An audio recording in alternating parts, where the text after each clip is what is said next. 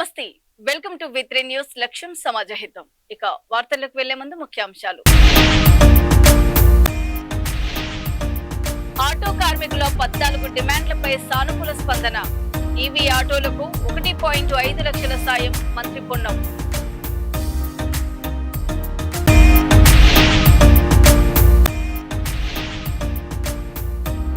హైదరాబాద్ లో మిలాద్ ఉన్ నబీ ఊరేగింపులో no DJ CP Sajjanar కీలక ఆదేశాలు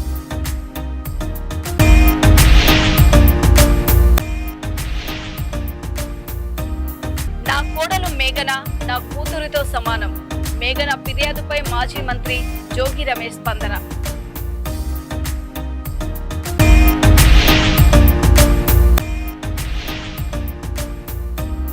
భర్త మరణిస్తే బొట్టు గాజులు ఎందుకు తీసేయాలి సినీ నటి అనసూయ కీలక వ్యాఖ్యలు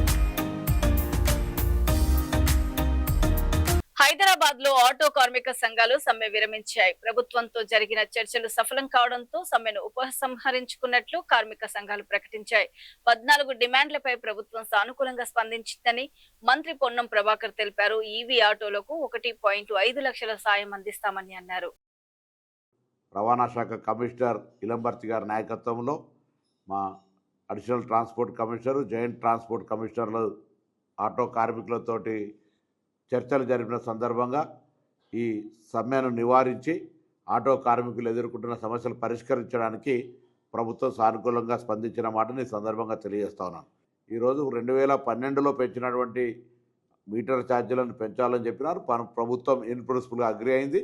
అందుకు సంబంధించి వాళ్ళతోటి డిపార్ట్మెంట్ పరంగా చర్చలు చేసి త్వరలోనే అందుకు సంబంధించినటువంటి అధికారిక జీవోలు ఇవ్వడం జరుగుతుంది. దాంతోపాటుగా ఈరోజు హైదరాబాద్లో సంక్షేమ బోర్డును ఏర్పాటు చేయడానికి సంబంధించి కార్మిక శాఖతోటి దాని కొంత సెస్ రూపంలో దానికి సంబంధించిన కొంత రవాణా శాఖ, కార్మిక శాఖ కలిపి శాసనసభలో కొంత దానికి సంబంధించినటువంటి సవరణలు చేయాల్సినటువంటి దృష్ట్యా దాన్ని కూడా చేస్తామని ప్రభుత్వం తరఫున అంగీకరిస్తా ఉన్నాం. ఆగస్టు 26న నిర్వహించనున్న మిలాద్ ఉన్ నబీ ఊరేగింపు ప్రశాంతంగా సురక్షితంగా జరిగేలా హైదరాబాద్ సిపి విసి సజ్జనర్ మార్కంచ్ ఏ మిలాద్ జులూస్ కమిటీ ప్రతినిధులతో సమావేశమయ్యారు. బంజారా హిల్స్ లోని టీజీఐసిసిసిలో జరిగిన సమావేశంలో ఊరేగింపు నిర్ణీత సమయానికి ప్రారంభమై సమయానికి ముగించాలని సూచించారు. డీజేలు, అధిక శబ్దం చేసే సౌండ్ సిస్టమ్స్ కు అనుమతి లేదని స్పష్టం చేశారు. మైనర్లు వాహనాలు నడపడం, ట్రిపుల్ రైడింగ్, మాడిఫైడ్ సైలెన్సర్లు వినియోగం వంటి నిబంధనల ఉల్లంఘనలపై కఠిన చర్యలు తీసుకుంటామని సిపి హెచ్చరించారు. हैदराबाद सिटी पुलिस और सब कमेटी मेंबर्स के साथ ये मीटिंग हुआ. साल में जो फेस्टिवल हुआ कम्युनिटी मेंबर्स ने, मुजाफिर साहब और उनका टीम सब लोग मिलके बहुत मदद किया हैदराबाद सिटी पुलिस के लिए. लास्ट 3 ईयर से ये दिस फेस्टिवल ये क्लैश हो रहा था, गणेश फेस्टिवल. उस टाइम में भी कम्युनिटी आगे आके जुलूस कमेटी आगे आके सेलिब्रेशन को पोस्टपोन करके हमको बहुत मदद किया. ये बड़ा फेस्टिवल है, ये मैसेंजर ऑफ पीस का बर्थडे सेलिब्रेशंस है, इसका इम्पोर्टेंस बहुत है.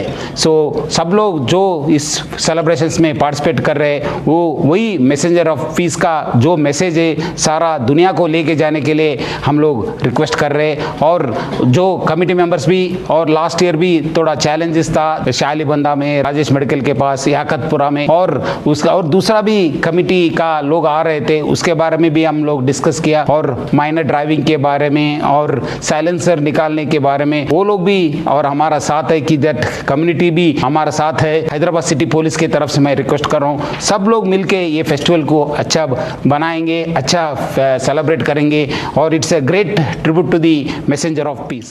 కోడలు మేఘన ఫిర్యాదుపై మాజీ మంత్రి జోగి రమేష్ స్పందించారు. మేఘన తన కూతురితో సమానమని, తన బాధ్యతగా కుమారుడు రాజీవ్ కి ఘనంగా వివాహం చేశానని తెలిపారు. వివాహం తర్వాత రాజీవ్ మేఘన మధ్య విభేదాలు రావడంతో ఇద్దరు కలిసి ఉండాలని కుటుంబం ప్రయత్నించిన సమస్య పరిష్కారం కాలేదన్నారు. మనస్పర్ధలు పెరగడంతో రాజీవ్ విడాకుల పిటిషన్ దాఖలు చేశారని చెప్పారు.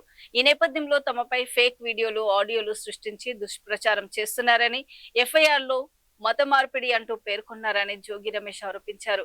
నెల రోజులుగా తమపై ఏఐ వీడియోలు సృష్టించి ప్రచారం చేస్తున్నారని, ఐటీడీపీ ఎక్స్ హ్యాండిల్లోనూ దుష్ప్రచారం చేశారని పేర్కొన్నారు.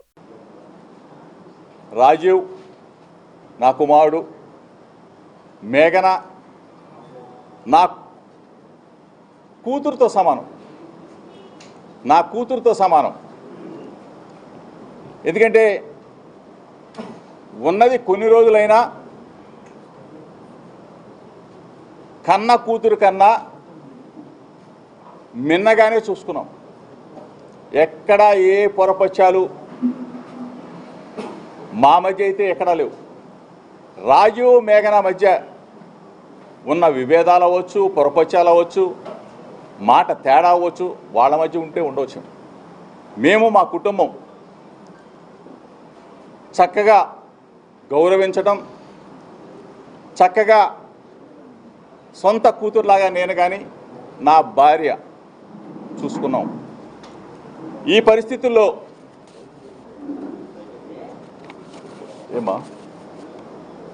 పరిస్థితుల్లో వాళ్ళ మధ్యన విభేదాలకి ఆ తర్వాత రాజీవ్ డైవర్షన్ పిటిషన్ ఇవ్వటం, ఆ తర్వాత మా మీద కంప్లైంట్ ఇవ్వటం కూడా జరిగింది. అంటే యావత్ కుటుంబం మొత్తం కూడా 11 మంది మీద ఎఫ్ఐఆర్ నమోదు చేయడం కూడా జరిగింది. దీనికి సంబంధించి పచ్చని కుటుంబం, మంచి కుటుంబం, ఒక పొరపచ్చం. ఈ క్రమంలో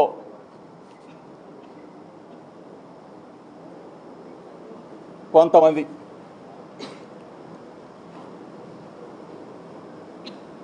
ఆ కంప్లైంట్ దరిమిలా ఈరోజు నెల రోజులు అవుతా ఉంది. యాంటిసిపేట్ బెయిల్ తీసుకున్నాం. కొన్ని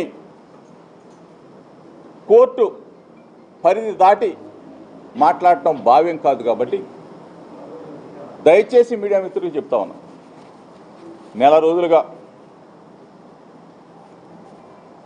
వ్యక్తిగత జీవితాలు, కుటుంబ జీవితాలు, కుటుంబంలో వచ్చిన మనస్పర్ధలు, ఇద్దరి జీవితాలు, అంటే రాజీవ్ మేఘన సంబంధించిన విషయాలని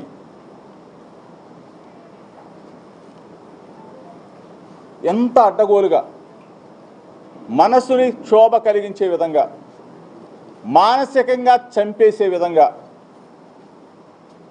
కొన్ని, అందరినీ అంటలా దయచేసి, కొన్ని మీడియా ఛానల్స్,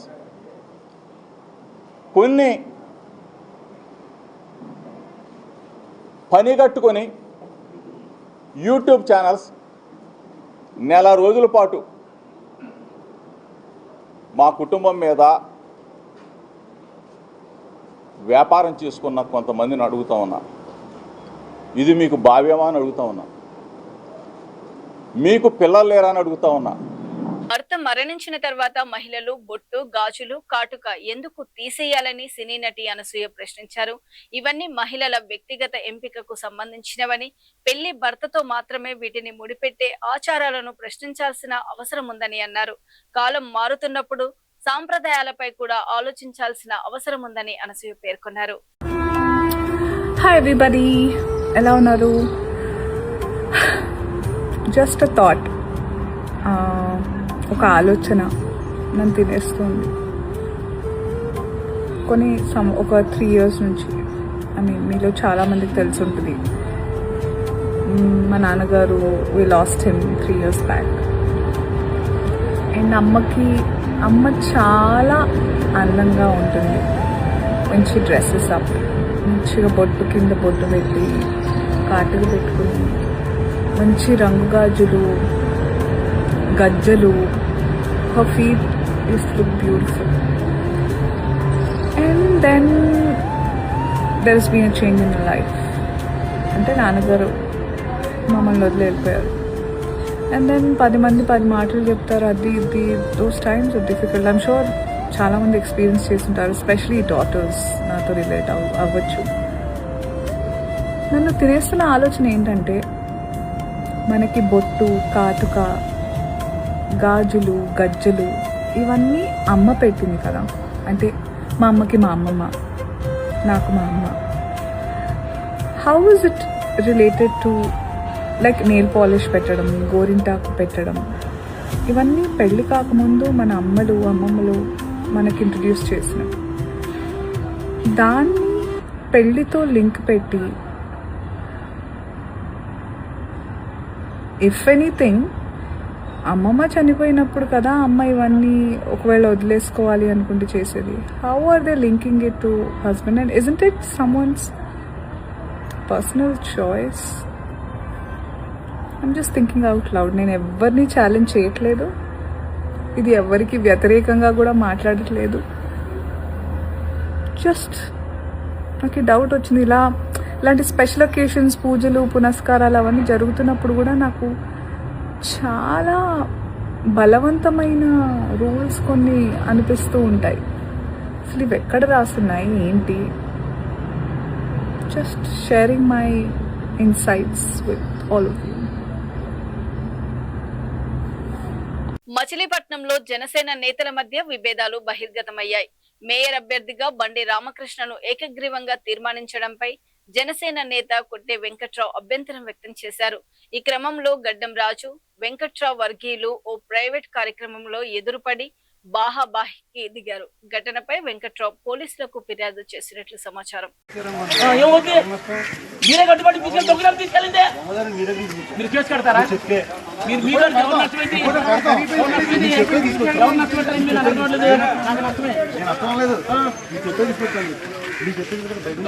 ప్లాన్ వెళ్ళిపోయారు మీరు.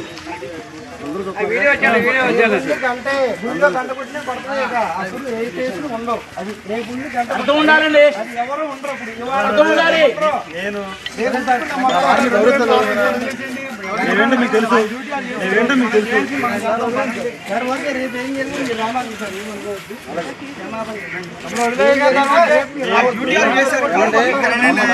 మీరు సరిపోరు. ఇప్పుడు దేవుడికి ఏముంది వాళ్ళు తప్పించుకున్నాడు, ఉంటారు పోలీసు వారు రేపు ఉండరు కదా. చెన్నైలో జరిగిన కార్యక్రమంలో టీవీకే అధినేత నటుడు విజయ్ మహిళల కోసం అన్నపూర్ణి సూపర్ 6 పథకాన్ని ప్రకటించారు.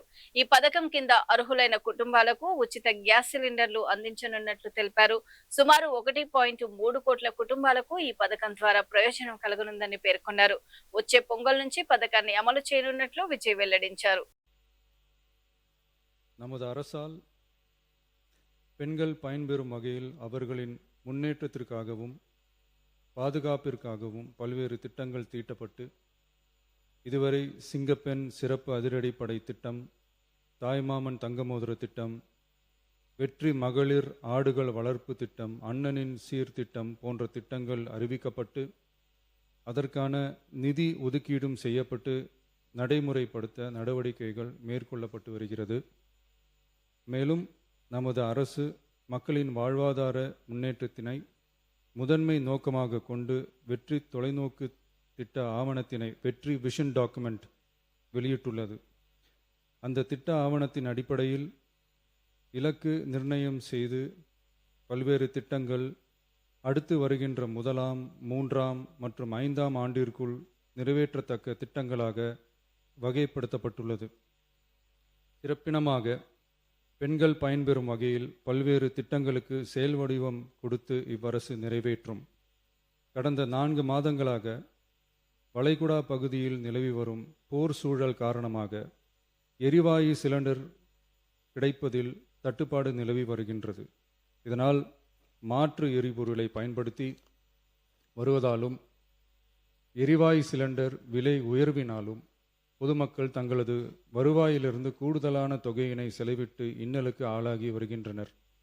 இதனை கருத்தில் கொண்டு நிதி நெருக்கடியான சூழலிலும் பொதுமக்களின் நிதிச்சுமையினை குறைக்கும் வகையிலும் பொதுமக்களின் நலனை பாதுகாக்கவும் மக்களுக்கு அளித்த வாக்குறுதியை நிறைவேற்றும் நோக்கிலும் எரிவாயு சிலிண்டருக்காக செலவழிக்கப்பட்டு வரும் தொகையினை அவர்களுக்கு வழங்க இவ்வரசு முடிவு செய்துள்ளது.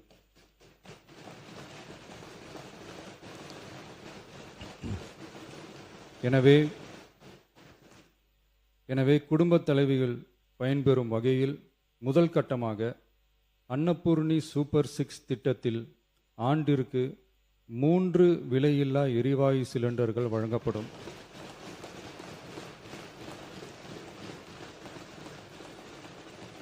எரிவாயு சிலிண்டருக்கான விலை பயனாளிகளின் வங்கி கணக்கில் நேரடியாக வரவு வைக்கப்படும்.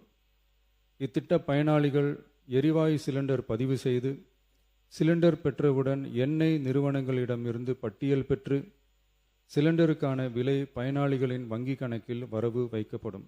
இத்திட்டத்தினால் சுமார் 1,30,16,104 குடும்பங்கள் பயனடைவார்கள். அதாவது ஆண்டு வருமானம் ரூபாய் 2.5 லட்சத்திற்கு மிகாமல் உள்ள பொருளாதாரத்தில் பின்தங்கியுள்ள குடும்பத்தினர், சிறு குறு விவசாய குடும்பத்தினர், மாற்றுத்திறனாளி குடும்பத்தினர் போன்ற சமூகத்தில் உள்ள நலிந்த குடும்பத்தினர் பயனடைவார்கள். இத்திட்டத்தினை செயல்படுத்துவதற்கான ஆயத்த பணிகள் துவங்கப்பட்டுள்ளது. இத்திட்டம் వரும் పొంగల్ పండుగ. కర్ణాటకలోని బట్వాలాలో పారిశుద్ధ్య కార్మికుడు శేషప్పన రోజు ఫార్చునర్ కారులో పనికి వస్తున్నారని 1996 నుంచి శానిటేషన్ వర్కర్ గా పనిచేస్తున్న ఆయనకు కార్లంటే ఎంతో ఇష్టం. తొలుత లోన్ పై ఆల్టో, ఆ తర్వాత స్కార్పియో కొనుగోలు చేసి ప్రస్తుతం ఫార్చునర్ వినియోగిస్తున్నారు. పారిశుద్ధ్య పనితో పాటు పశువుల పెంపకం ద్వారా కూడా ఆదాయం పొందుతూ నెలకు సుమారు 40,000 వరకు సంపాదిస్తున్నట్లు తెలిపారు. ಬೆಳಗಿನ ಜಾವ 5 ಗಂಟೆ. ನಗರ ಇನ್ನು ನಿದ್ರೆಯಲ್ಲಿರುವಾಗ ಬಂಟ್ವಾಳದ ಬಿಸಿ ರೋಡಿನಲ್ಲೇ ಒಬ್ಬ ವ್ಯಕ್ತಿ ಪೊರಕೆ ಹಿಡಿದು ರಸ್ತೆಗೆ ಇಳಿಯುತ್ತಾರೆ. ಅವ್ರ ಹೆಸರು ಸೇಸಣ್ಣ ಅಂತ. ಸೇಸಣ್ಣ ಕಥೆಯಲ್ಲಿ ಒಂದು ವಿಶೇಷ ಇದೆ. ಕಸ ಗುಡಿಸಲು ಫಾರ್ಚುನರ್ ಕಾರ್ನಲ್ಲಿ ಬರ್ತಾರೆ ಸೇಸಣ್ಣ. ಹೌದು, ಲಕ್ಷಾಂತರ ರೂಪಾಯಿ ಬೆಲೆ ಬಾಳುವ ಕಾರನ್ನ ರಸ್ತೆ ಬದಿಯಲ್ಲಿ ನಿಲ್ಲಿಸಿ ಸೇಸಣ್ಣ ಪೊರಕೆ ಹಿಡಿದು ತಮ್ಮ ಕೆಲಸವನ್ನ ಶುರು ಮಾಡ್ತಾರೆ. ಬೆಳಗಿನ ಜಾವ 5 ಗಂಟೆಯಿಂದ ಮಧ್ಯಾಹ್ನ 12 ಗಂಟೆವರೆಗೂ ಬಿಸಿಲಿರಲಿ ಮಳೆ ಇರಲಿ ತಮ್ಮ ಕೆಲಸವನ್ನ ಶ್ರದ್ಧೆಯಿಂದ ಮಾಡ್ತಾರೆ. ಅಷ್ಟೇ ಅಲ್ಲ, ಪೌರ ಕಾರ್ಮಿಕರ ಕೆಲಸದ ಜೊತೆಗೆ ಹೈನುಗಾರಿಕೆಯನ್ನು ಕೂಡ ಸೇಸಣ್ಣ ಮಾಡಿಕೊಂಡು ಜೀವನವನ್ನ ಸಾಗಿಸುತ್ತಿದ್ದಾರೆ. ಸೇಸಣ್ಣನ ಬಳಿ ಕಾರಿದೆ, ಆದ್ರೆ ಆ ಕಾರು ಅವರ ಕೈಯಲ್ಲಿರುವ ಪೊರಕೆಯನ್ನ ತಡೆಯಲಿಲ್ಲ. ಹಣ ಬಂದಾಗ ಕೆಲಸವನ್ನ ಕೀಳಾಗಿ ನೋಡುವುದು ದೊಡ್ಡತನವಲ್ಲ. ಹಣವಿದ್ದರೂ ಕೆಲಸಕ್ಕೆ ಗೌರವ ಕೊಡುವುದೇ ನಿಜವಾದ ದೊಡ್ಡತನ. ಇಂದು ಹಲವರು ಕೆಲಸ ಸಣ್ಣದು ದೊಡ್ಡದು ಅಂತ ತಾರತಮ್ಯ ಮಾಡುತ್ತಾರೆ.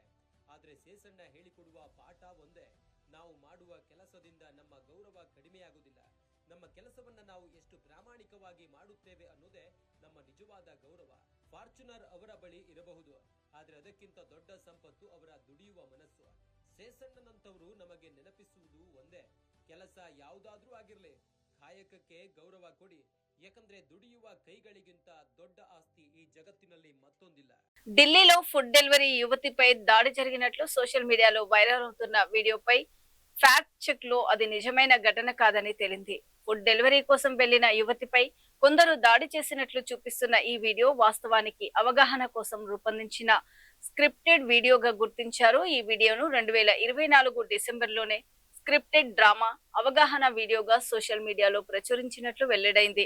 వీడియో చివర్లో కూడా ఇందులోని పాత్రలు, ఘటనలు కల్పితమని డిస్క్లేమర్ ఉన్నట్లు గుర్తించారు. దీంతో ఫుడ్ డెలివరీ యువతిపై నిజంగా దాడి జరిగిందంటూ జరుగుతున్న ప్రచారం తప్పుదోవ పట్టించేదిగా తేలింది.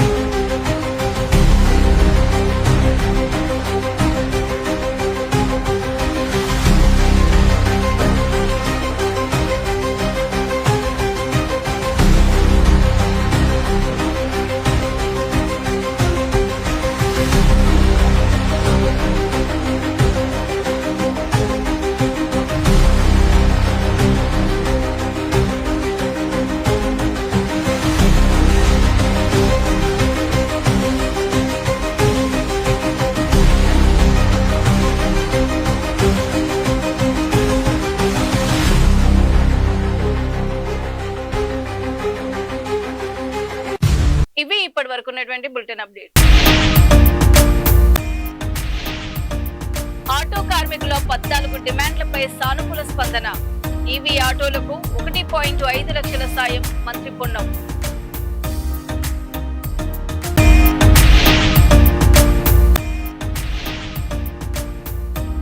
హైదరాబాద్ లో మిలాద్ ఉన్ నబీ ఊరేగింపులో నో డీజే. సిపి సజ్జనర్ కీలక ఆదేశాలు.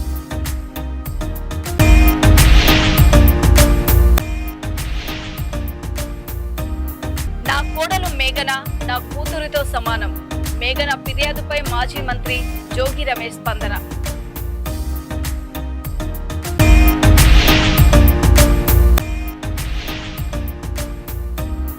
భర్త మరణిస్తే బొట్టు గాజులు ఎందుకు తీసేయాలి? సినీ నటి అనసూయ కీలక వ్యాఖ్యలు. మరో బులెటిన్ తో మళ్ళీ మేము ముందుంటాం. అప్పటి వరకు చూస్తూనే ఉండండి. V3 న్యూస్, లక్ష్యం సమాజ హితం. నమస్తే.